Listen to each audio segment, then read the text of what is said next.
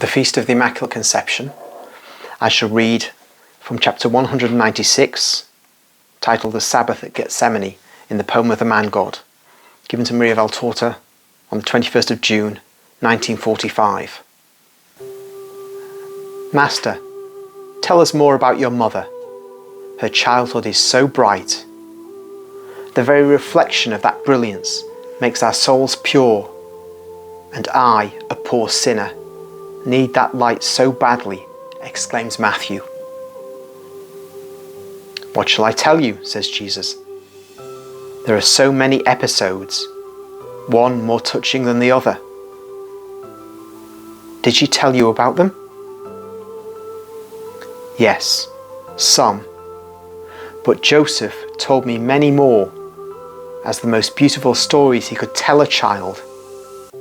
And also Alphaeus of Sarah, who was a few years older than my mother, and was her friend during the short period she was at Nazareth.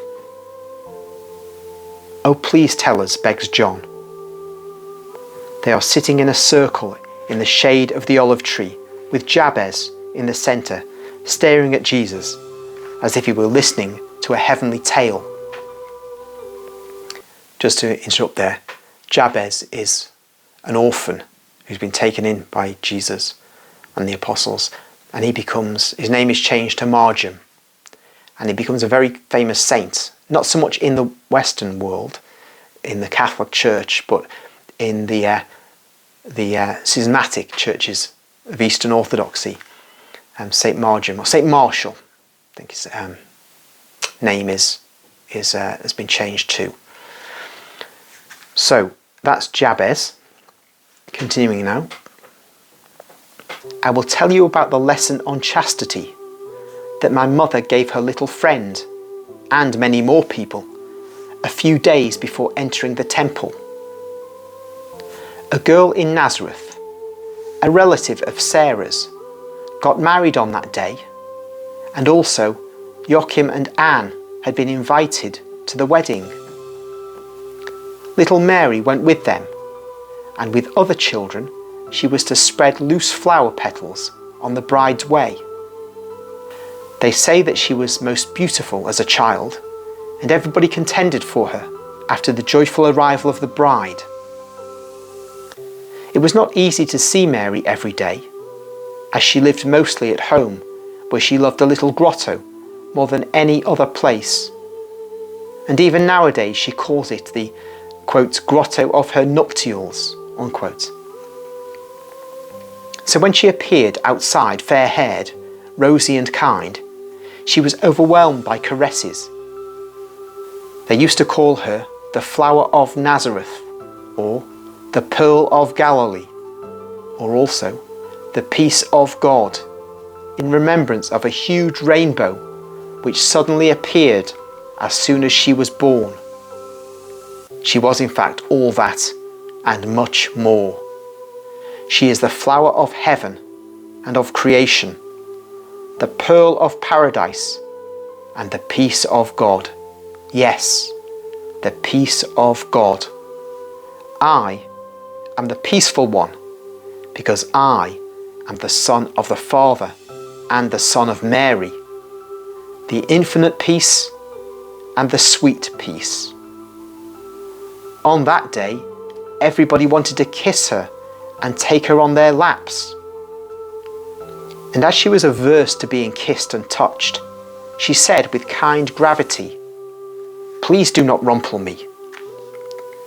They thought she was talking of her linen dress held tight to her waist, to her wrists and neck by a blue band, or of her little wreath of blue flowers with which Anne had adorned her head to keep her light curls in place. And they assured her that they would not crease her dress or the wreaths.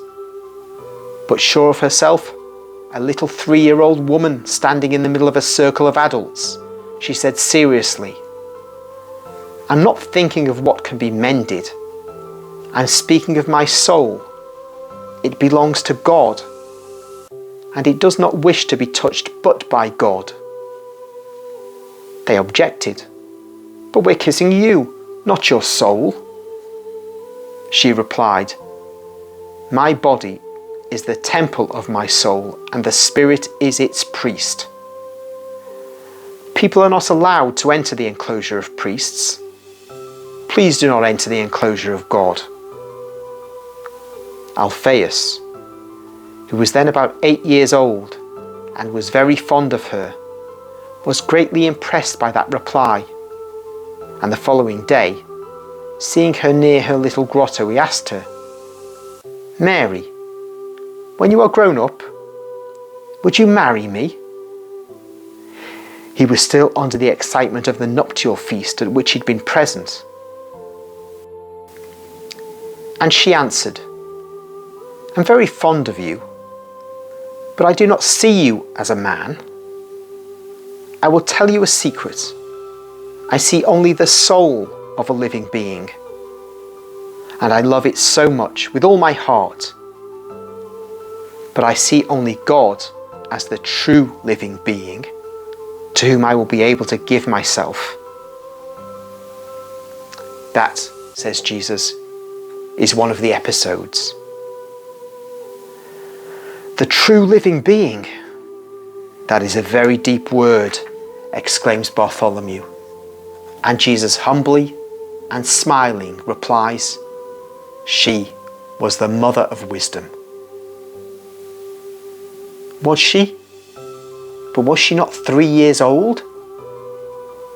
She was. I already lived in her, as God was in her, in his most perfect unity and Trinity, since she was conceived. Excuse me if I, a sinner, dare speak, but did Joachim and Anne know that she was the chosen virgin? Asks Judas Iscariot. No, says Jesus, they did not know. In that case, how could Joachim say that God had saved her in advance? Does that not refer to her privilege over sin? Yes, it does, says Jesus. But Joachim spoke inspired by God, like all the prophets. He himself did not understand the sublime supernatural truth that the Spirit spoke through his lips, because Joachim was just, so just as to deserve that paternity, and he was humble. There is no justice where there is pride. He was just and humble. He comforted his daughter out of fatherly love. He taught her through his wisdom of a priest, as he was such, as a guardian of the ark of God. As a pontiff, he consecrated her with the sweetest title, the Immaculate One. And the day will come when another grey-haired pontiff will say to the world, "She is the Immaculate Conception," and will give this truth to the world of believers as a dogma which cannot be refuted, so that the most beautiful Virgin of God, crowned with stars, clad with the rays of the moon, which are not so pure as she is, brighter than all stars, the Queen of creation and of God, may shine, fully revealed, in the world which in those days will be sinking deeper and deeper in the grey fog of heresies and vices. Because God King has as his Queen in his kingdom Mary,